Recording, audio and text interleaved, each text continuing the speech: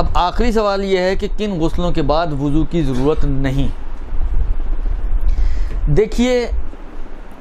ویسے تو مسئلہ نمبر شاید 633 جو مجھے یاد پڑ رہا ہے،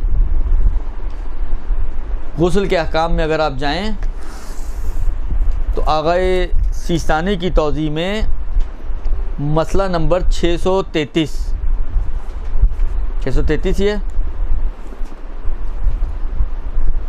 جی ہاں 633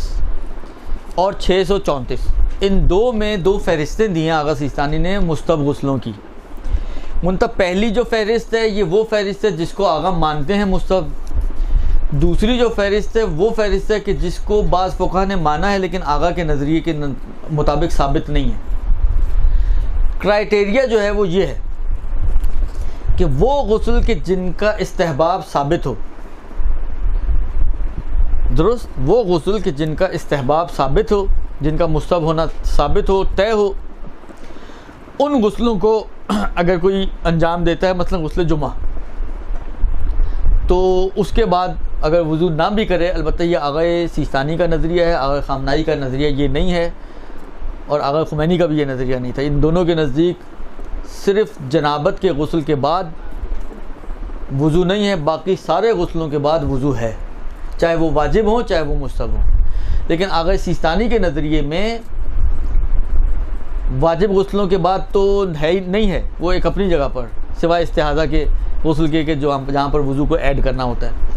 لیکن اس کے علاوہ ایسے مستحب غسل کے جن کا استحباب ثابت ہے، ان مستحب غسلوں کے بعد بھی وضو واجب نہیں سمجھتے آغائے سیستانی اور آغائے خوئی۔ اور آغائے سیستانی کی توضیح کا جو مسئلہ نمبر 633 کی جو فہرست ہے، یہ وہ غسل ہیں کہ جس کے اندر آغا کے نزدیک ثابت ہیں اور جن کے بعد وضو کی ضرورت نہیں ہے۔ لیکن اگر کوئی غسل ایسا، مثلا آپ مفاتی اٹھاتی ہیں، اس میں تو ہر دوسرے دن ایک غسل لکھا ہوا ہوتا ہے کہ اس دن بھی غسل کرو، اس دن بھی غسل کرو، ان کے اعمال شروع ہی غسل سے ہوتے ہیں تقریباً۔ اب نہیں معلوم آغا سیستانی کے نزدیک مثلا ثابت ہے یا جو فہرست دی ہوئی ہے اس میں تو موجود نہیں ہے، تو جو بھی غسل ثابت نہ ہو ان کو آپ رجا کی نیت سے انجام دیں،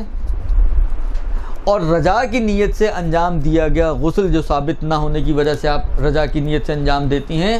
وہ وضو سے کافی نہیں ہوگا۔ لہذا ایسے غسلوں کے بعد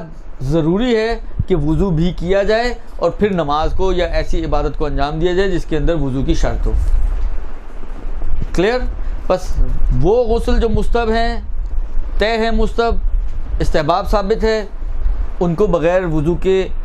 ان کے بعد آپ نماز پڑھ سکتی ہیں۔ لیکن وہ غسل کے جن کا استحباب ثابت نہیں ہے،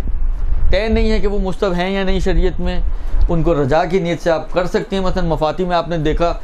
مثلا حالا من باب مثال، اب میرے کو لسٹیں یاد نہیں ہیں لیکن ایک صرف مثال بنا رہا ہوں، ہو سکتا ہے تکا غلط بن جائے،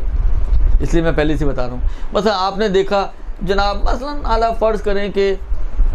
25 ذی-القعدہ کا غسل لکھا ہوا انہوں نے، درست، یا انہوں نے لکھا ہوا مثلا اعلیٰ من باب مثال فرض کریں لکھتے جی والدین کی نماز پڑھنے سے پہلے غسل کیا جائے مثلا، درست۔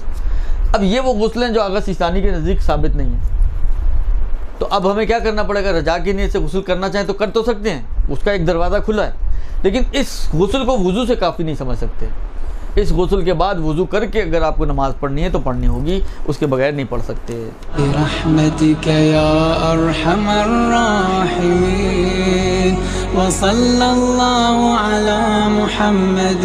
وآلہ الطاہرین۔